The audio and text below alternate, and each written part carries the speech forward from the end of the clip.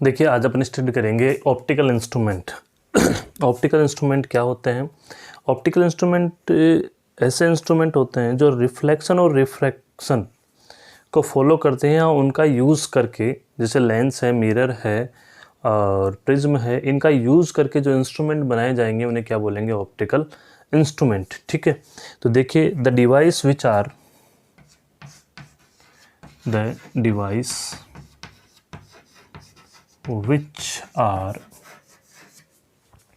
the device which are designed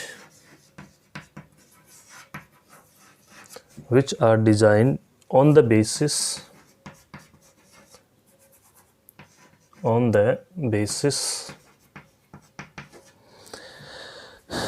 of reflection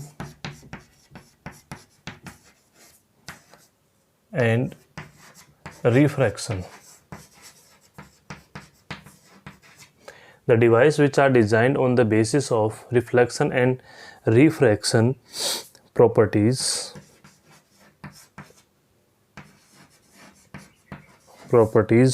of mirrors,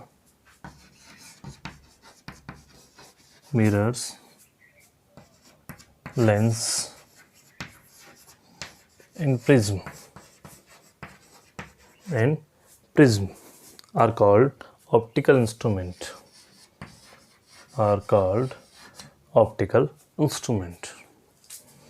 Optical instrument. ठीक है, the device which are designed on the basis of reflection and refraction properties of mirrors, lens and prism are called optical instrument. ठीक है, तो जो mirror, lens और prism की जो property है रिफ्लेक्शन और रिफ्रैक्शन, उनको यूज़ करके जो इंस्ट्रूमेंट बनाएंगे वो इंस्ट्रूमेंट क्या होते हैं? Optical instrument. अब ऑप्टिकल इंस्ट्रूमेंट कौन कौन से हैं? मेनली ऑप्टिकल इंस्ट्रूमेंट वो देखिए, जो नेचुरल है वो तो है ह्यूमन आई, यानी आई। ठीक है, सेकंड अब आर्टिफिशियल देखिए, आर्टिफिशियल है माइक्रोस्कोप। ठीक है, सेकंड कौन सा है? माइक्रोस्कोप। अब माइक्रोस्कोप में भी दो टाइप हैं।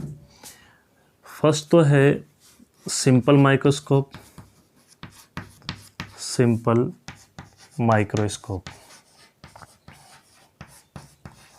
ठीक है।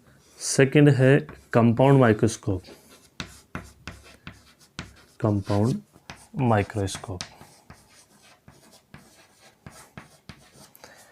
थर्ड इंस्ट्रूमेंट है टेलीस्कोप।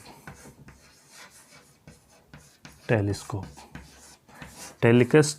भी कितने टाइप के हैं? 2 टाइप के हैं। फर्स्ट है रिफ्लेक्टिंग टेलीस्कोप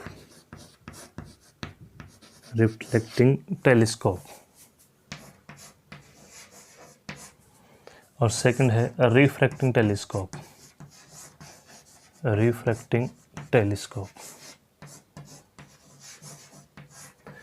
ठीक है, तो ये हो गए ऑप्टिकल इंस्ट्रूमेंट। और भी इंस्ट्रूमेंट होते हैं, ठीक है, जैसे पेरिस्कोप, बिनोकुलर्स, ठीक है, कैलेडोस्कोप, और भी होते हैं, लेकिन मेनली नेचुरल तो क्या है? आई।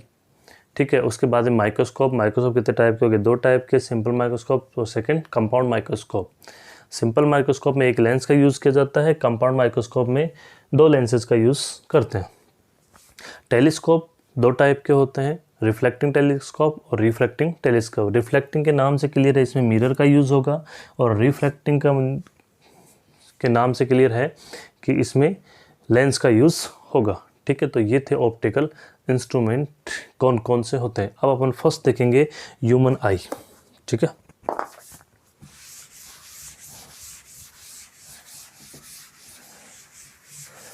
फर्स्ट ऑप्टिकल इंस्ट्रूमेंट है ह्यूमन आई।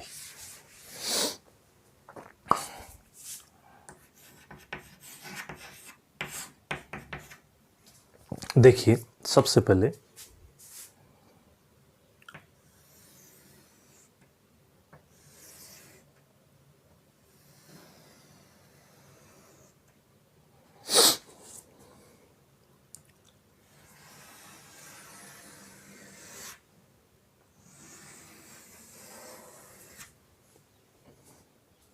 ठीक है, ये है ह्यूमन आई।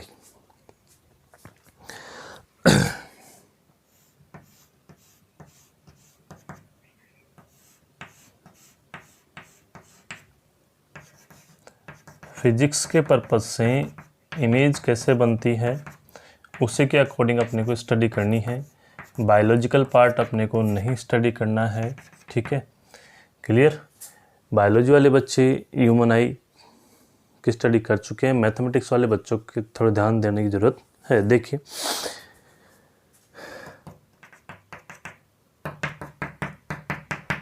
जो बायोलॉजिकल पार्ट है उसकी अपन ज़्यादा स्टडी नहीं करेंगे। अपना इम्पोर्टेंट बात है इमेज कैसे बनती है, लाइट कैसे आएगी, कहाँ से आएगी, ठीक है। तो सबसे पहला जो इसका पार्ट है आउटर सरफेस, वो होता है कॉर्निया। ये जो पार्ट है इसे बोलेंगे cornea, CORNEA, cornea. Outer most part को क्या बोलते हैं, कॉर्निया बोलते हैं, ठीक है। इसके बाद में ये जो पार्ट है मिडिल पार्ट, यहाँ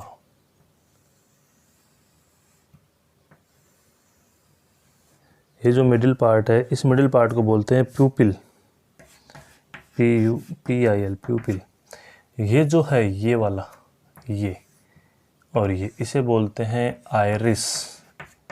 कुछ बच्चे इसको इरिस भी बोलते हैं, आइरिस, ठीक है। ये है आइरिस। ये है लेंस, क्या है ये, लेंस, ठीक है, जिसे आई लेंस या क्रिस्टलाइन लेंस भी बोलते हैं अपन, ठीक है। ये है ह्यूमर वर्सेस ह्यूमर, इसकी अपने को स्टडी नहीं करनी है, ठीक है, क्लियर। ये है सिलेरी मसल्स, सिलेरी मसल्स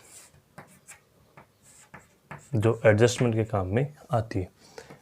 ये जो सरफेस है ये वाली, ये सरफेस, ये है रेटिना, क्या है ये, retina,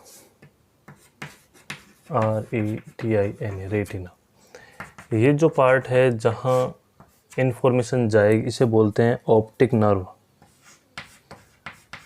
optic nerve,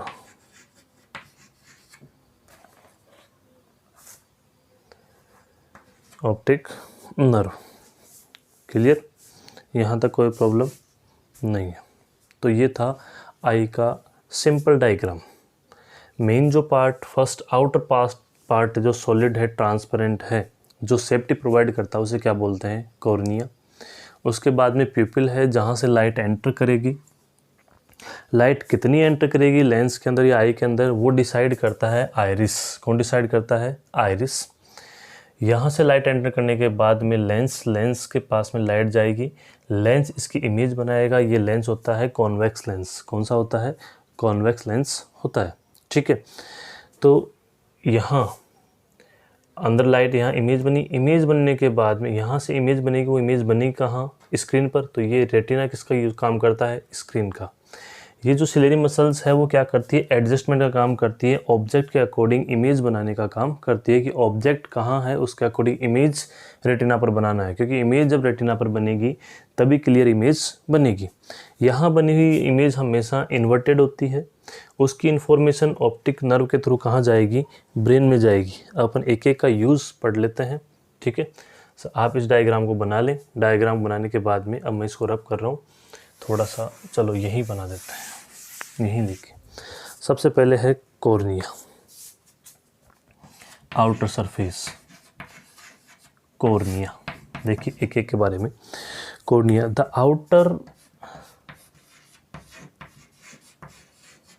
outer surface, the outer surface या curved part of the eye, ठीक है, जो क्या करता है, allow the light, allows the light, ठीक है, clear, and provide solid part होता है जो सेफ्टी प्रोवाइड करवाता है। क्लियर? ये होता है आउटर पार्ट कॉर्निया।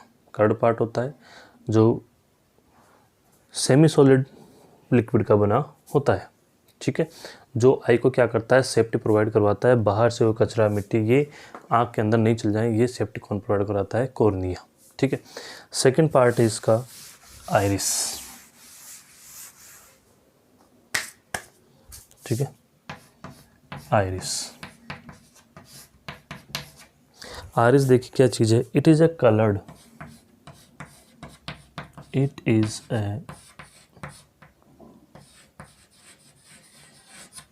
ए colored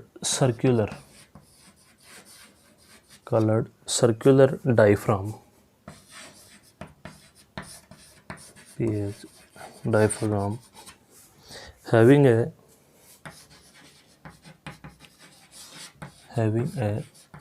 central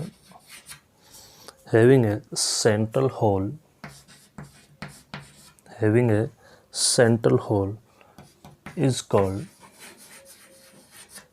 pupil, ठीक है। आइरिस कंट्रोल, ये इंपॉर्टेंट काम है। Iris control the amount of light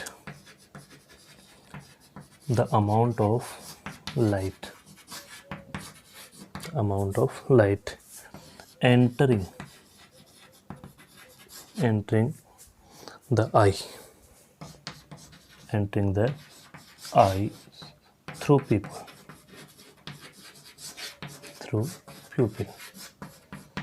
pupil के थ्रू जो लाइट एंटर करेगी, ये प्यूपिल है। ठीक है, देखिए ये सारा सेंट्रल पार्ट है आई के अंदर। ये जो सारा आउटर सरफेस का आउटर सरफेस है ये सर्कुलर, वो तो है आइरिस।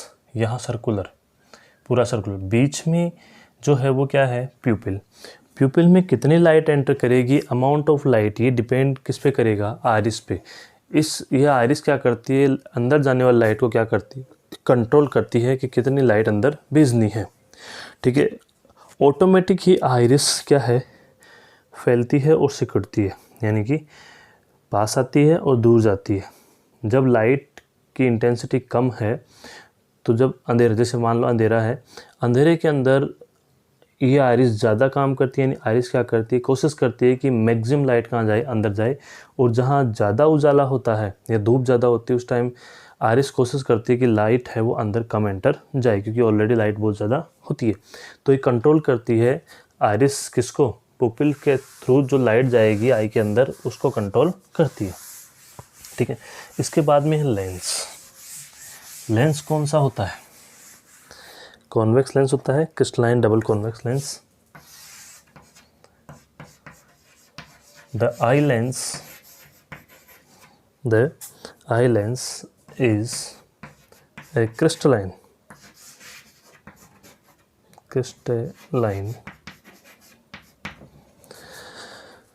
crystalline डबल कॉन्वेक्स, यानी कि दोनों सरफेस क्या हैं, convex, double convex lens held by the ciliary muscles, ciliary, ciliary muscles, held by ciliary muscles। Crystalline double convex lens होता है। कॉन्वेक्स लेंस यानी दोनों सरफेस क्या है, कॉन्वेक्स टाइप की है। ठीक है, जो किससे रुका हुआ रहता है, सिलेरी मसल से। Ciliary muscles power of accommodation का काम करती है या एडजस्टमेंट का काम करती है। ठीक है, इसके बाद में है रेटिना। रेटिना पर क्या बनती है, इमेज। रेटिना पर क्या बनती है, image. Retina, it act as a screen, SCREEN. It acts as a screen to obtain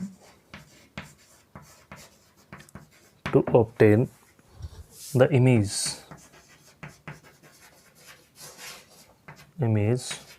of the object. ठीक है। हमेशा इमेज है वो रियल और इन्वर्टेड बनेगी। कैसी बनेगी? रियल और इन्वर्टेड। ठीक है। तो रेटिना क्या करता है? It act as a screen to obtain the image of the object. Object की इमेज बनाने का काम कौन करता है? रेटिना इसकी तरह काम करता है। अब यहाँ था optic nerve.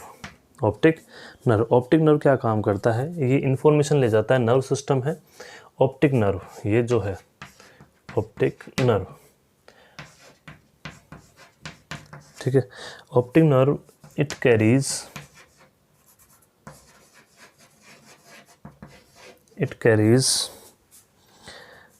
nerve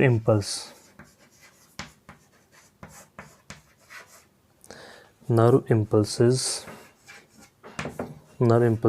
or signals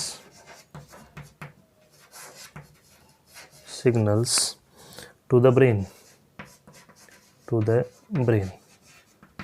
ये इंफॉर्मेशन कहाँ लेके जाता है? ब्रेन के पास। ठीक है। तो ये किसका काम था? ऑप्टिक नर्व का। अब मैं आपको फिर एक बात बता देता हूँ। सबसे पहले लाइट है, यानी ऑब्जेक्ट जो लाइट आएगी वो जाएगी सबसे पहले कॉर्निया के पास में। कॉर्निया से फिर जाएगी प्यूपिल के पास में। प्यूपिल में कितनी जाएगी ये कंट्रोल करेगा आइरिस। प्यूपिल से जाएगी लेंस के अंदर। लेंस से बनेगी इमेज कहाँ बनेगी? रेटिना पर। इमेज रेटिना पर बननी चाहिए, ये कंट्रोल कौन करेगा? Ciliary muscles. कौन करेगा? Ciliary muscles. रेटिना से कहाँ जाएगी? ऑप्टिक नर्व, और ऑप्टिक नर्व से कहाँ जाएगी? ब्रेन। क्लियर? तो ये है आई से इमेज बनने का सिस्टम और अपने को दिखने का सिस्टम। ठीक है। अब आई से रिलेटेड 2-3 छोटे पॉइंट्स हैं। एक तो least distance of distinct vision, एक नियर पॉइंट, एक फार पॉइंट। ठीक है। देखिए, least distance of distinct vision यानी कम से कम वो डिस्टेंस जहाँ पर अपने को क्लियरली दिखता है। Least distance of distinct vision, least distance of distinct DISTINCT, least distance of distinct vision, least distance of distinct vision। ठीक है। देखिए, the distance of the nearest or closest point from an eye at which an object can be placed so that it is sharp image is formed on the retina is called least distance of distinct vision or near point। ऐसी distance जहाँ से retina पर clear image बने। For example, यहाँ से ये finger यहाँ है, यहाँ से आई में क्लियर इमेज, रेटिना पर क्लियर इमेज नहीं बनती। ठीक है। बन भी जाती है तो आंखों में दर्द होने लग जाता है। आंखों में क्या होने लग जाता है? दर्द होने लग जाता है कुछ देर बाद में। जैसे सपोज यहाँ से क्लियर इमेज बनती है और आंखों में कोई प्रॉब्लम भी नहीं होती, तो ये जो डिस्टेंस है, ये वाला डिस्टेंस, इसे बोलेंगे least distance of distinct vision. यानी कम से कम वो डिस्टेंस जहाँ पर रेटिना पर क्लियर इमेज बनी, कम से कम डिस्टेंस। ये कम है, लेकिन यहाँ पर क्या होता है फिर बाद में सिर दर्द होने लग जाता है या आंखों में प्रॉब्लम हो जाती है। यहाँ से क्लियर है तो ये अच्छा, ये जो डिस्टेंस है वो हर एक ह्यूमन के लिए अलग अलग होती है। छोटे बच्चों में इसकी वैल्यू अलग होती है, बड़े बच्चों में या बड़े लोगों में इसकी वैल्यू क्या होती है? अलग होती है। ठीक है। इसे बोलते हैं least distance of distinct vision. Again repeat कर रहा हूँ मैं। The distance of the nearest और closest point from an eye at which an object can be placed so that its sharp image is formed on the retina is called least distance of distinct vision। इसे D से represent करते हैं, capital D से। ठीक है। Normal eyes के लिए ये 25 सेंटीमीटर होती है। नॉर्मल आई के लिए क्या होती है? 25 सेंटीमीटर। 25 सेंटीमीटर डिस्टेंस पर ये क्लियर अपने को दिख सकता है। ठीक है। नेक्स्ट देखिए, नियर पॉइंट।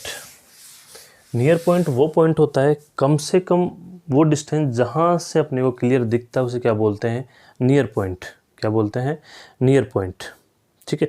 देखिए, the nearest point from an eye at which an object can be placed so that its sharp image is formed on the retina of the eye is known as near point of the eye. ठीक है। For normal adult वही बात है, least distance of distinct vision और near point mainly एक ही बात है। ये least distance of distinct vision कम से कम डिस्टेंस जहाँ से दिखता है तो नॉर्मल 25 सेंटीमीटर होती है। अब क्या होता है, एज बढ़ने के साथ साथ इसकी डिस्टेंस इंक्रीज होती जाती है। कुछ लोगों में ये होता है तो उनके लिए नियर पॉइंट ये हो गया कि कम से कम यहाँ से तो दिखेगा ही दिखेगा। ठीक है, तो ये उनके लिए क्या हो गया, नियर पॉइंट हो गया। और अगर एज बढ़ गई तो और यहाँ से दिखेगा, तो अब उनके लिए नियर पॉइंट क्या हो गया, यहाँ से यहाँ की डिस्टेंस हो गई, क्योंकि यहाँ से यहाँ तक का तो उनको क्लियर दिखेगा ही नहीं।